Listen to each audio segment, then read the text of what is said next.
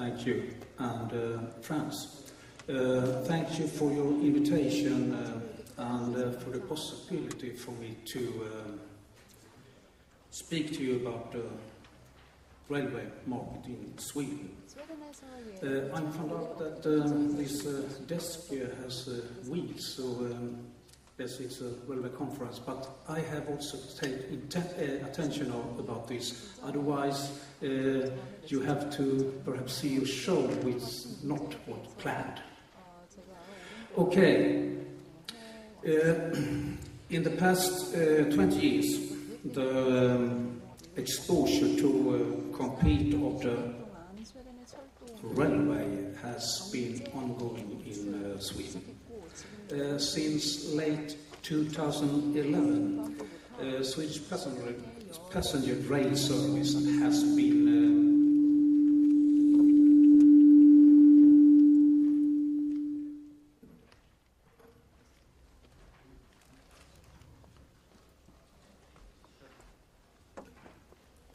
we try again.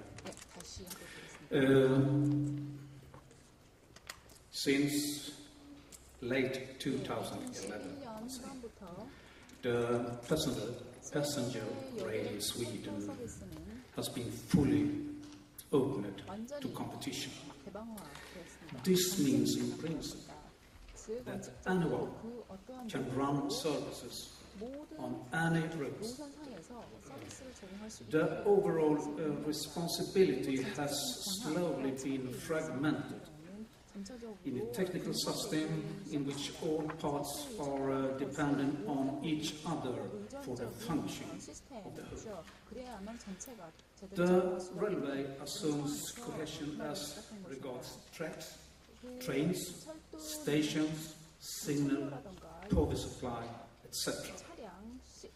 Fragmentation of the whole means that the Swedish railways are witnessing a systemic fault. All operations, maintenance and investment in the rail network is procured through open competition. In the assessment of tenders, price is far too often given far greater weight than important factors such as quality and work environment. It's almost the cheapest tender that wins. The task of the tender is primarily to generate profit for the company. In its purest form, short-term profit interest means that long-term public benefit suffer. In the long run, service and security of passengers will also deteriorate. This also means that cohesion will be removed, since each actor competes with all the others. A functioning infrastructure is important for social development, leaving the responsibility to actors with profits as their main purpose, as means that railways are now witnessing the systemic fraud. The profit interest can be regulated through formulation of procurement contracts. But in the current situation, the purchaser of this service have not shown themselves capable of setting efficient requirements. Due to price pressure and badly formulated contracts, we also know that the fatal accidents have taken place due to deficient staffing and competence. For example, after a number of years without any facilities, there have been 7 with death as a result. 7 fatal accidents during track work over less than 2 years. Today's system leads to a failure to deal properly with the faults on the tracks, and it may even be the same actor that inspects the tracks and then deal with the faults. Current contract situation in railway infrastructure mean that self-inspecting leads to incorrect incentives. The actor can earn more money, but not dealing with faults properly, since measure requires staff and time. Alternatively, if the contract is formulated so that the company is paid per fault deal, there is a willingness to repair more often than necessary.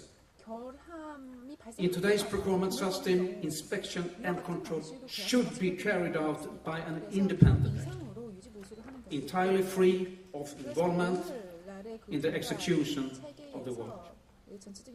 If the Swedish Transport Administration took care of operation and maintenance itself, this will not be necessary, since it then would have been most profitable for the society if the track workers also carried out the final inspection. As regards service in railway infrastructure, we also see how cohesion and the long-term perspective have been lost. The growing competition between actors in services has led to deterioration in cooperation. The incentives to help each other in acute situations, the necessity in a closely linked technical system such as the railway had been removed. A fault arising in system will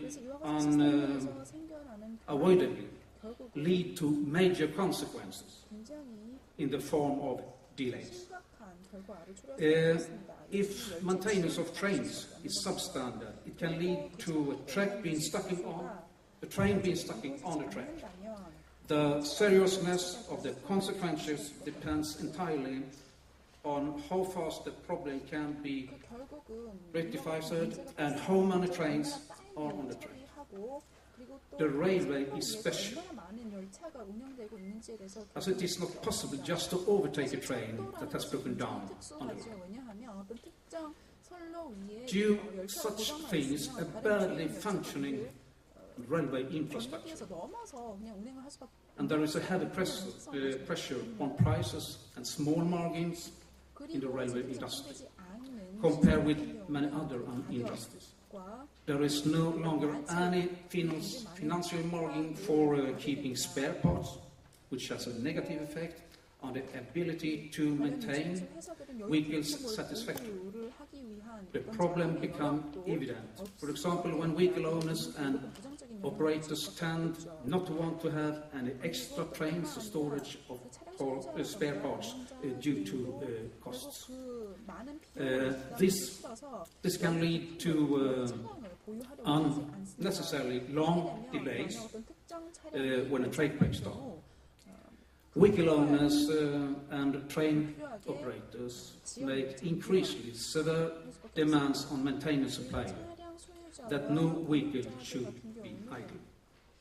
This leads to reduced maintenance time because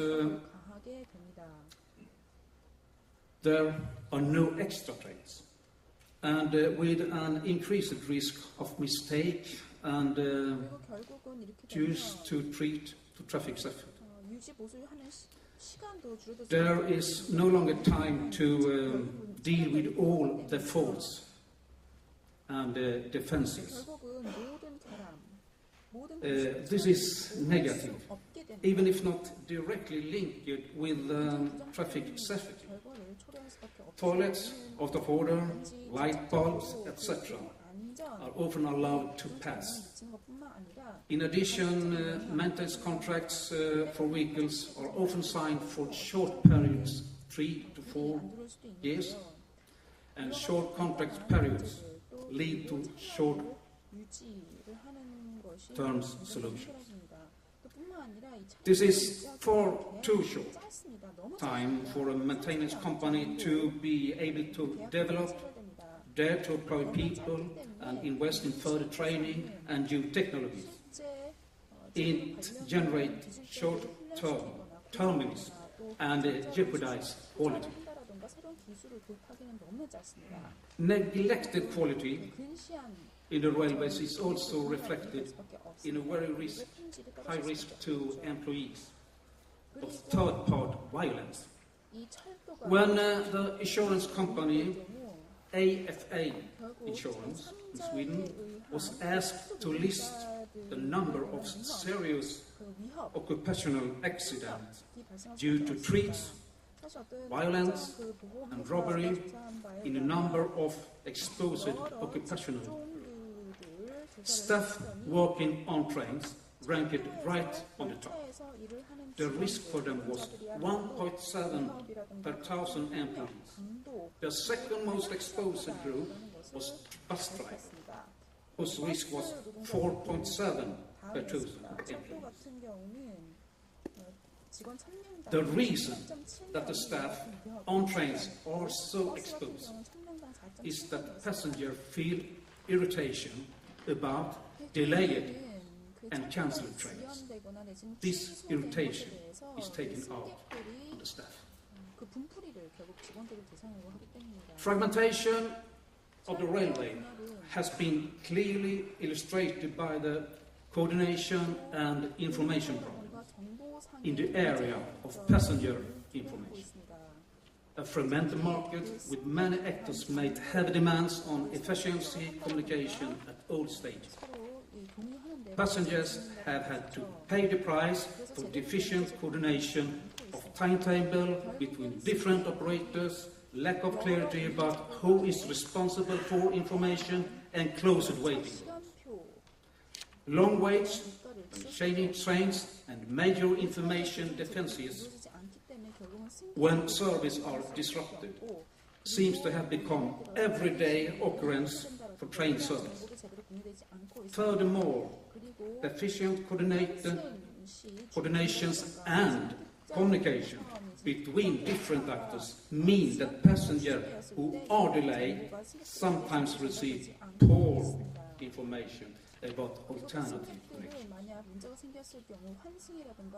Decisions on deregulation and investment in new technology must go hand in hand. The lack of a common ticketing system for train service is an example of how deregulation was not followed up by investment in common and effective computer systems.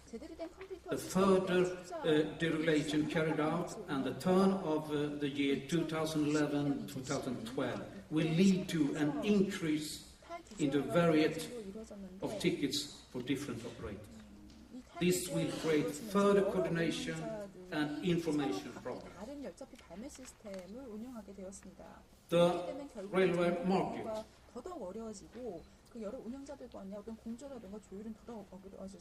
is by its nature a natural monopoly, and this tends to lead to economies of scale. These arise since the initial investment is extremely costly, and it's therefore most cost-effective for investment as well as operation and maintenance to be on a large scale. There are a number of areas where using economies of scale could improve cost effectiveness. For example, operation, payments, management of operations, vehicles, timetables, and interchange. To achieve economies of scale, there must be coordination across the entire railway network. A report prepared by the Swedish Transport Administration shows that one of the major reasons for delays in railways since winter 2009-2010 was the cooperation between contractors running operations and maintenance did not function satisfactorily. 없었고 no one managed to take the overall responsibility 없었기 때문입니다. that is assumed in the market. 이 시장 모델 하에서는 전체적인 책임을 지는 측이 없습니다. Economies of scale 규모의 and 경제와 network 네트워크로서의 effects 효과가 disappear as a result of deregulation and fragmentation of responsibility in today's unregulated railway system. Each actor involved in or running railway service is in competition with another actor. This leads to poor coordination and problems arise as to who is to do what. And with operators cherry-picking commercially profitable routes, it will be difficult to maintain service on routes that alone are perhaps not profitable, but will be in combination with other routes. This is not only unprofitable from the point of view of the national economy, it's also wrong in terms of distribution policy. Distribution policy in this context refers to there being a public interest in everyone having access to good transport, including people in rural areas. Instead of the fragmented view that now exists of the railway, it's important to see it as a system, otherwise the overall picture will be lost. Advocates of deregulation often speak with warmth of the positive effects of the increased competition in areas that previously were strictly regulated. They also believe that the marketizing increased efficiency and that you therefore get more quality for your money. SECO, mind you, is well aware that in many areas competition and free market can be positive for both efficiency and quality. However, our view is that the deregulated free market does not work in all areas. For example, industries requiring a holistic approach, industries where efficiency is a major public interest, railways and public transport, all such industries. If deregulation is nevertheless pursued for this type of operation, and the Union believes that the effects must be evaluated and followed up from a holistic perspective, taking the indirect as well as the direct costs to the national economy into account. In other words, the claim of the increasing efficiency must be qualified and controlled. Consequently, it is important that clear instruments for reporting, statistics and follow-up are created. In today's situation, for example, there is no one who knows how many people are employed, including subcontractors, in the railway industry. Without such database, it is difficult to evaluate and follow up procurements or deregulation. It's also important to throw light on the size of transaction costs for procurement systems. Contracting authorities, companies and regional authorities have to maintain increasingly large departments for drawing up invitations to tenders and contracts. A large share of public resources seems to be going into administration instead of into actual operation. The tenders are also investing more and more resources in preparing tenders. And it's clear from a report from the Swedish Transport Administration about transaction costs The report states a considerable and increased share of total resources for maintenance and reinvestment is going into indirect operation and maintenance costs, such as maintenance management, telecommunication, electricity supply, and interaction with operators. These activities do not rejuvenate or renew the railway network directly, but are nevertheless necessary. Two of these items can be interpreted as clear transaction costs, maintenance management and interaction with the operators. The Swedish Transport Administration further states that the adjusted costs for indirect maintenance have increased by 13% every year in the period from 2002 to 2009. SECO's, my union's perception of deficient monitoring and control of recorded public transport is also shared by the expert group of public finance. In the report, unsteered public transport says that the public transport industry fails to follow up contract recorded and the effects on costs, number of passengers, customer satisfaction, etc., of the form of the contracts and remuneration. A description is also given of the lack of inbuilt mechanism for independent control and quality monitoring. The problem has also been pointed out in other deregulated industries.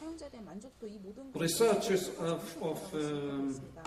at the Center for Business and People Studies, and this is a right-wing researcher, examine the effects of privatization in the welfare sector. In their report, the researcher states that there is a lack of scientifically based knowledge of the effects of competition in the welfare sector.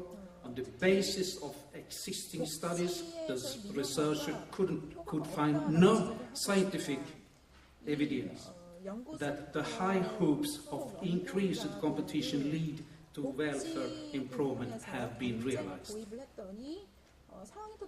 An efficient society must have high requirements regarding basic infrastructure. There must be a functioning infrastructure in the form of road networks, rail networks, electricity networks, harbors, airports, etc. During the 20th century, Sweden built up a basic structure for public transport and communication services, mainly through central government initiative. The role of central governments in this context was natural, since no one else had the resources to build up and maintain the necessary structure. We have also rightly been able to maintain that our performance internationally has been very good as regards standard, distribution and price for this public service. During the past 15-20 years, a social process has taken place involving dramatic change in how systems are designed to provide different kinds of public service. The system shift that has taken place in rail service is very pronounced cost pressure throughout the industry and has been detrimental to public benefits of the transport system. Employees' terms of employment and work situation have deteriorated in an unacceptable way. Procurements and contracts signed have often focused narrowly on lowest price, which has meant a series of negative consequences for the overall benefit. At the turn of the year 2011 and 12, the last steps in privatization was taken. No, more or less, anyone can go into public transport. In our union's opinion, change must be made in today's public transport system so that the community can be put before market forces. A list of proposals that our union consider to be necessary can you find in our report for quality, climate and growth. And symposium delegates, railways need to be equipped to regain a standard worth the name, and for that resources are needed, as well as a policy that puts people and the public good before the business profit. Thank you for your attention.